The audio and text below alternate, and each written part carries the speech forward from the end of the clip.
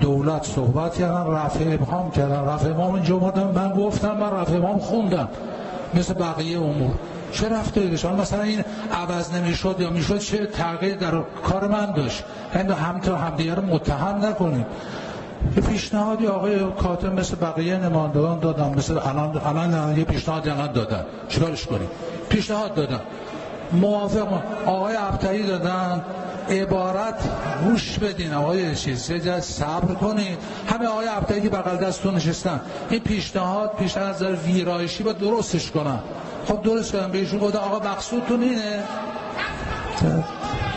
آقا حضرت نمایندگان خوندن، آقا اصلا فرض فقرا این تو بودجه میاد، نوشته مطابق بودجه سنواتی. حالا من که مدافع نیستم، پیشنهاد دادن رأی آورده، شما ناراحتی تو چیزی بحث نکنید. بابا حذف نشده، نه هست تو بودجه سنواتی میاد دیگه. تو بودجه سنواتی میاد آقای حاجی، چرا اینجا اصلا فرض کنید چون حرف شما نماینده حق داره نظر بدین، حرفا چیه شما میزنید؟ شما که حق نداری بیشتر از نماینده دیگه حرف بزنید. اینجا نشستن مرتب تلویزیونشون باز میکنه حرف بزنن. شما یه نماینده، آقای کاتب هم یه نماینده، حرفتون درست نیست، تذکرتون هم وارد نیست.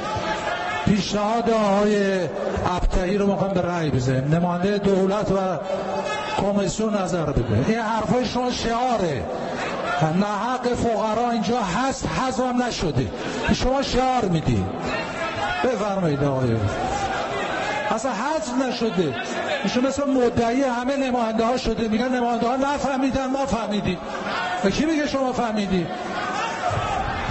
بفرمایید. مطلبی که مطرح شد اینه که ما حرفمون اینه، در هر محکمه‌ای هم حاضرم اینو ثابت بکنم که آقای رئیس یعنی آقای دکتر لاریجانی هر جایی که خودش خواست مجلس رو دور میزنه. هم ثبت کنین این مطلب رو. شما اجازه ندید. نه حقمه ما زمانی من اجازه میخوام از شما. نه من تو دیگه واردش نمیشم. هر چی میخواین الان به بنده که من نه ببینید باشه. ببین آقای مسی میدونی چه اتفاق افتاد؟ یه لحظه از اون گذشتم اون قسمت.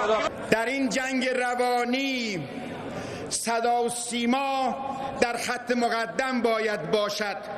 رسانه‌های مکتوب، پایگاه‌های خبری، خبرگزاری‌ها، جامعه شناسان، اساتید دانشگاه باید مورد مشورت قرار بگیرند. صدا و سیمای ما علیرغم زحماتی که داره، از اون بخش زحماتش تشکر میکنم، ولی تلاشش و برنامهش و توان مدیریتیش هیچ تناسبی با نیازهای این جنگ بزرگ روانی نداره. روزنامه ها هم برای اینکه بتونن در صحنه بمونن دارن برنامه ریزی میکنن تعطیل بشن به خاطر گرانی کاغذ. خبرگزاری ها هم با محدودیت های مختلف، ما هم به جای اینکه با 300 با نشریات و اهالی فرهنگ و اهالی خبر برخورد کنیم، روزنامه ای را و یا مجله ای را به خاطر یک اشتباه در اولین قدم تعطیلش میکنیم، یعنی میکشیمش. کاری که میشود با تذکر، با ارائه پروندهش به هیئت نظارت حلش کرد، تعطیلش میکنیم. ساده ترین راه را. عزیزان من، برادران عزیز و خواهران عزیز، ما در کجای کاریم؟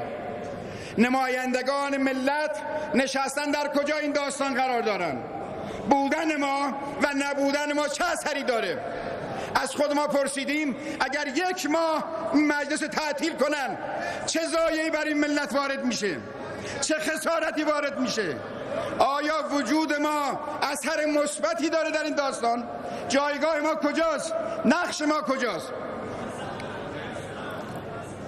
این مردم دارن له میشن و ما شاهدیم، شاید درکشون هم نمی کنیم. هیچ گونه درکی از له شدن ملت در زیر چرخهای گرانی و تورم و بیکاری و هرج مرج حاکم بر بازار و اقتصاد نداریم. مرتب هر کدام ما یک طبلی برداشتیم بر اختلافات و تعمیق اختلافات و نقطه ضعف گرفتن و بر علیه دولت، صدا سیما بر علیه دولت، دولت بر علیه مجلس، مجلس بر علیه اون یکی و ما هممون سرگرم موضوعات پوچ اندر پوچیم بدون که اثر بیرونی داشته باشیم. اگر عزیزان ما در سپاه با چشم تیزبینشون باید رصد کنن تحرکات دشمن را و ما بر آنها خسته نباشید میگیم، در حوزه سیاست خارجی وزیر خارجه ما باید مقتدرانه با اختیارات کامل از رهبری و از این نظام گرفته باید تمام صاحب نظران را و تمام کسانی که توانایی دارند و ظرفیت دارند و میتوانند در حوزه سیاست عمومی و در میدان سیاست عمومی تأثیرگذار باشند، نظام جمهوری اسلامی باید از همه وطن پرستان که مؤثرن در دنیا فراخوان بده. وقتتون تمام شد. ما تنهایی داریم حرکت میکنیم، هیچ حاضر نیستیم یک قدمی برداریم. در کنار مسائل حمایتی از ملت، اصلاح بعضی از ساختارها، تشکر. باید به نشاط اجتماعی ملت که منشأ بازگشت شاید ذره اعتماد باشه توجه نداریم. نظام الان تمام متشکرم. نظام حکومت ازش انتظار گذشت هست، انتظار بزرگی هست. آقای شجریان در حال مردنه، اگر وزیر فرهنگ و ارشاد اسلامی ایادتی ازش بکنه گیرم که در یه جای اشتباهی هم کرده. خیلی گذشت از نظام باید باشه. اگر رفع عصر آنی حل کنن، آقای خاتمی را از محدودیت در بیارن به عنوان یک سیاستمدار باشکوه در دنیا بخواد کمک کنه، اگر الان کمک نکنه کی میتونه کمک کنه؟ نظام بخواد خودش معلوم از تمام نیروها و نیروهای دلسوزی که همین الان 10 سال ولی پیام میدن که مردم، دوستان، طرفداران در صحنه باشید و به نظام کمک کنید. آخرین پیامی که از آقای موسوی اومده، آقای روحانی کنیم دقیقه اضافه صحبت. وقتتون خیلی گذشته، بیش از 2 دقیقه. متشکرم آقای حضرتی.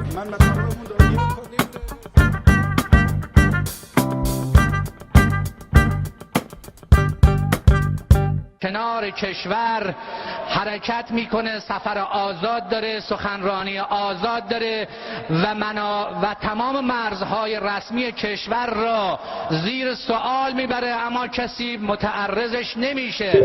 نه رئیس جمهوری که با نجابت سالهاست در گوشه‌ای نشسته و جز دعوت به وحدت، دعوت به رحمت، دعوت به تبعیت چیزی نداره.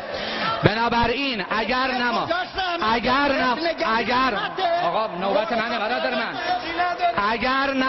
آقا برادر من، حق شما برادر من، اگر بنا بود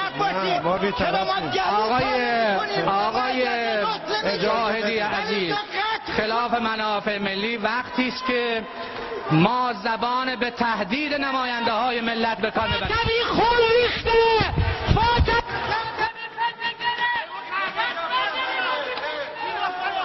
خب بفرمایید بشینید. ما گلو پاره میکنه، ما وقت نمیدیم. ما به شما وقت دادیم.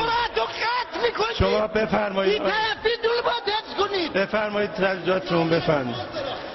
فکر گرامندیتون معلومه. بفرمایید.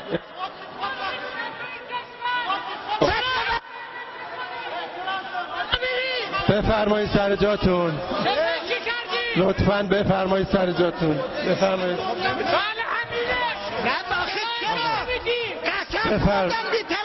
بفرمایید سر جاتون لطفاً.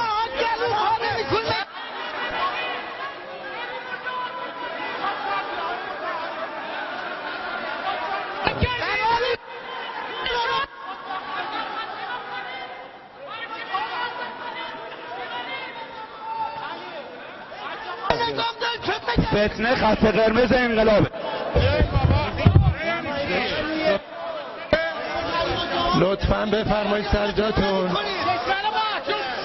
بفرمایید. آقا برید سر جاتون، برید. لطفاً بفرمایید سر جاتون. دومشون به دوم سران فتنه بطل. چینید من توضیح. اجازه بدید من توضیح بدم. بفرمایید سر جاتون. لطفاً بفرمایید سر جاتون. مگه معاون اول رئیس جمهور نامه به آقا ننوشت؟ جواب مکتوب رهبری رو اجازه بدید. شما بفرمایید سر جاتون.